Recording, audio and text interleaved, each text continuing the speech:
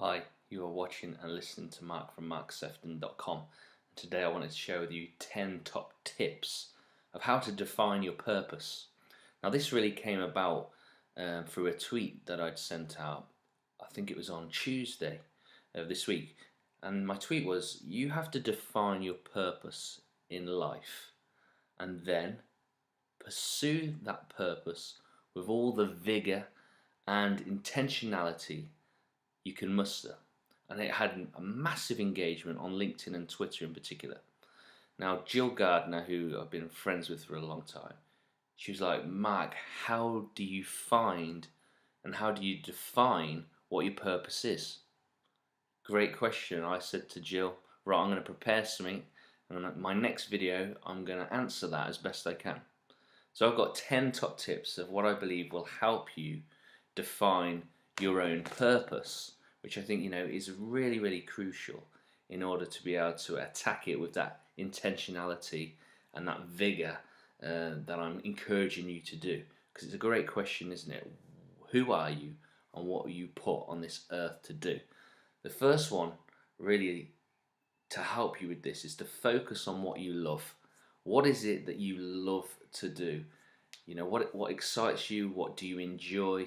It doesn't even have to, don't even kind of restrict it to just business.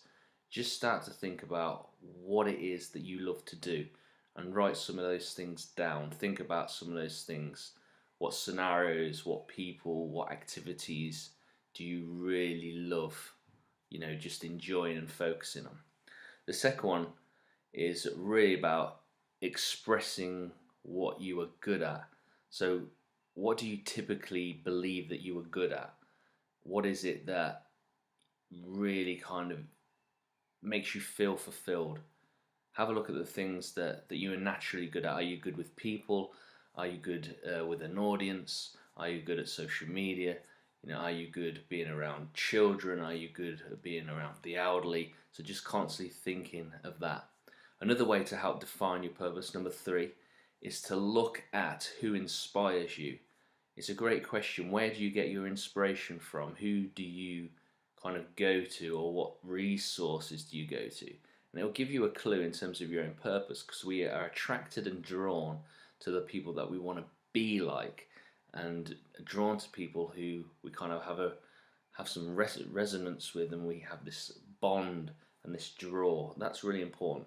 The fourth one is to then also look at who you don't like, who and what situations you don't like. So think about the people that you don't like being around. What is it about them that you don't like? Because often, your purpose can be very much found in the things that you don't like as much as it can be found in the things that you do like.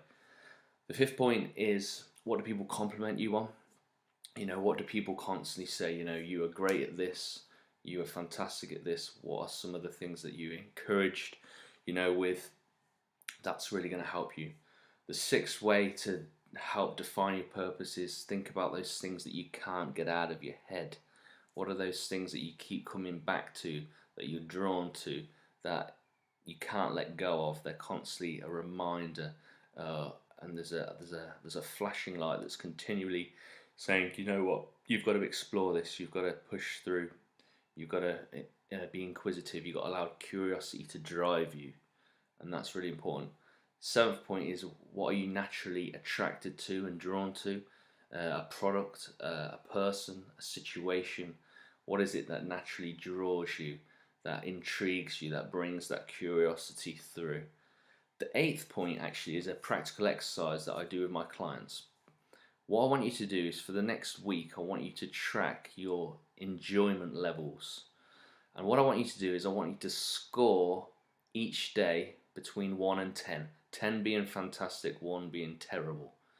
I want you to score them. And then I want you to have a look each day. Say if it's a 4, I just want you to put a few notes as to why that is.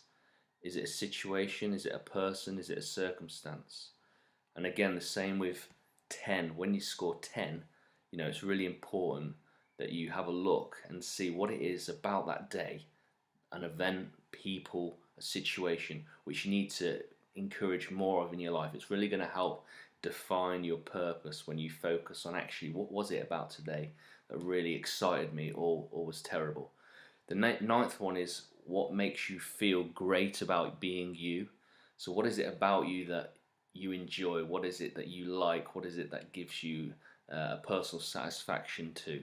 What is it that you really kind of just have a real positive outlook about yourself, a skill, a situation, the way that you come across, the way that you talk, your confidence. Constantly reflect and review on you. It's going to really help you and give you a clear distinction. And the 10th point really is, what do people always come to you about? So when I need something, there will be certain people that I will go to because I know they've got the knowledge, they've got the experience, and they've got the know-how. But what people come to you about what? Do they come to you because they feel you're wise? Do they come to you because you know a lot of people and you'll be able to point them in the right direction? That alone will really help excuse me, just to define some of that purpose and derive that intentionality and help you stay focused and attack it. They're my top 10 points. Listen to this video again, check it out, and I'll leave notes below. Feel free to comment as well. And if there's a topic that you want me to take on, just like Jill did, then let me know. Tweet me, send me a message on LinkedIn, and I'll have a go. Other than that, if you haven't bought my book Inside Job yet, it's sold in 10 countries. It's available on Kindle and paperback via Amazon. It's got fantastic, I'm absolutely blown away by the reviews. They're honest and genuine, super pumped. Check this out, it's a wealth of resource. It's 7 years of my own personal development journey. I share blueprints, strategies, mindset shifts, habits, daily rituals that I've used in my own life and in the clients' lives as well. These are tried and tested.